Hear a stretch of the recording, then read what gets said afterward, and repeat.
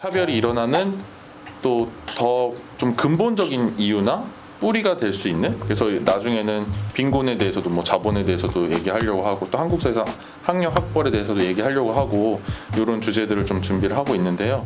저는 이 이분법 둘 중에 하나여야 된다, 반드시. 이 개념이 굉장히 많은 다양한 차별들의 뿌리를 이룬다고 생각하는데요. 그 이분법에 대한 이야기 좀 더 해주실 수 있으실까요?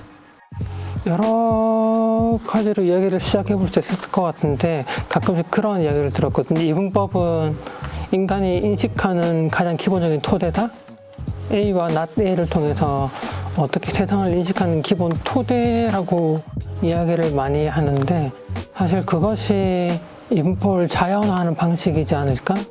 사실 인간 몸만 해도 처음부터 뚜렷하게 이분법이었는가 라고 생각을 해보면 안 그랬던 것 같죠. 해부학의 역사를 보면 1700년대, 800년대 초반 즈음만 해도 남성과 여성의 해부학은 그냥 뒤집힌 형태였다, 이렇게 많이 알려졌다시피 그것이 반대의 종이 아니라 그냥 같은 해부학인데 그냥 뒤집어진 형태일 뿐이다라고 많이들 이해를 해왔다가 1800년대 정도 되면 마치 인간의 남성의 몸과 여성의 몸은 근본적으로 다른 것처럼 해부학적으로 다르다라고 하는 식의 이야기들이 등장하기 시작하죠.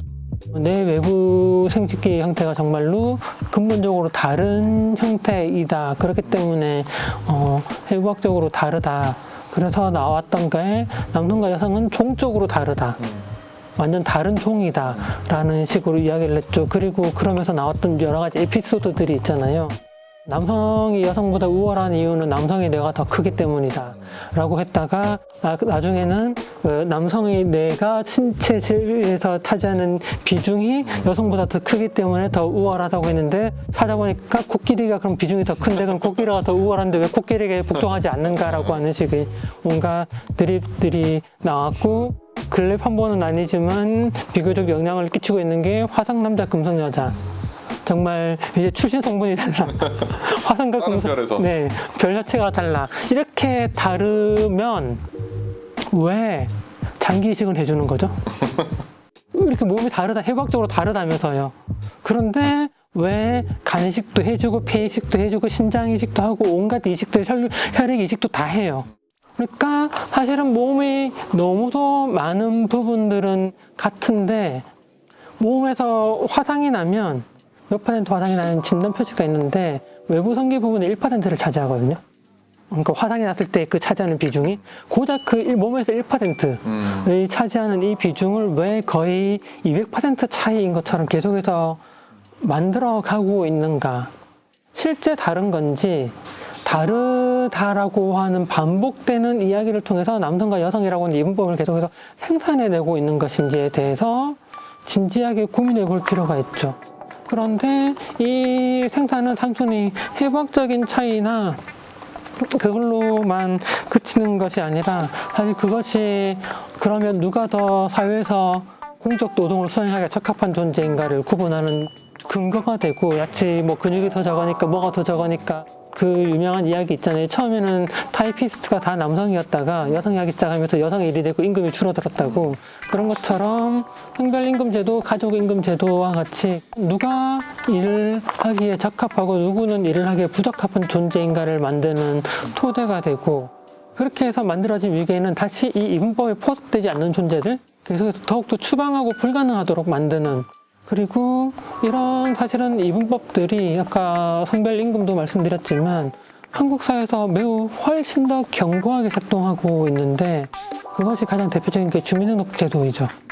사실 출생신고서에는 남성, 여성, 불상이라고 하는 세 가지 분류 체계로 나와 있는데, 불상이 어떤 의미에서 인터섹스일 수도 있겠죠. 근데 출생증명서에는 근데 출생신고서로 가면 남성 아니면 여성으로 둘 중에 하나로 기록되게 되어 있는, 그러니까 인간을 남성 아니면 여성으로만 분류시키는 이 체계 내에서는 다른 존재들은 불가능한데, 문제의 핵심, 제가 제일 붕괴하는 부분, 내 인생인데 왜 네가 결정하지? 내가 남성으로 귀속되느냐 여성으로 귀속되느냐는 내가 이 사회에서 어떤 식으로 살아갈 것인지에 너무 치명적인 영향을 끼치는 사회 제도이거든요. 그러니까 동등한 가치를 부여하지 못해요.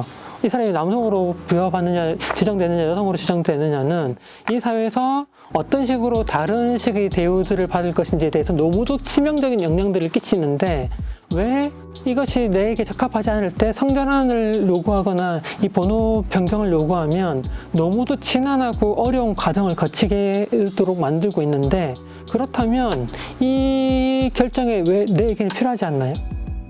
그런데 혹시 물어보시던가요? 주민등록번호 그 성별 기입란에 너 뭘로 할래라고? 사실 너무도 중요하고 치명적으로 영향을 끼치는데 나의 의사는 1도 없고 의사의 의사만이 결정적이라면 이것은 타당한 제도인가? 너무도 문제이고 폭력적인 제도인데 이것을 유지하는 것이 도대체 누구를 위해서 필요한 것인가? 라고 하는 질문이고 남성의 몸은 어떤 식으로 구조화되어야 하고 여성의 몸은 어떻게 구조화되어야 하는지 그리고 무엇이 필요한 기간이고 필요 없는 기간인지 그리고 무엇이 있어야 하는지 어떤 능력이 있어야 하는지를 계속해서 세세하게 분류하고 그렇게 해서 누가 있을 만한 인간인지 누가 사회적인 분류체계에 들어올 만한 존재인지 누가 들어오면 안 되는 존재인지를 계속해서 분류하고 그럼으로써 계속 어떤 사람은 간신히 걸쳐서 들어갈 것이고 어떤 사람은 계속해서 밀려나가는 식으로 존재하게 되는 것이 아닌가. 그것이 이분법이 가지는 크나큰 폭력성이라고 할 수도 있겠죠. 위계적으로 누가 우월한지 누가 열등한지를 나누고 그 나눈 것을 이용해서 결국에 본인들이 하는 차별을 정당화할 수 있는 그런 것이 정말 말씀해 주신 거의 핵심이 아닌가, 이 이분법의 핵심이 아닌가 하는 생각이 드는 것 같습니다. 그러면 이번 편 여기까지 이야기 듣도록 하고 잠깐 쉬시고 다음 편으로 돌아오도록 할까요? 네, 알겠습니다. 감사합니다. 네, 수고하셨습니다.